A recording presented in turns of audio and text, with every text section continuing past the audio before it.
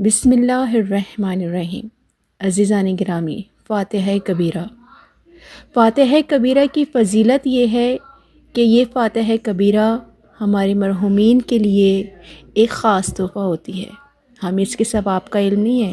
شب جمعہ مرحومین کے لیے خاص تحفہ فاتحہ کبیرہ سے بڑھ کر کوئی نہیں ہو سکتا۔ ایک شیعہ عالم شیخ مہدی فقی استخاری اور ہلال مشکلات کے لیے آیت اللہ بہجت کے پاس گئے۔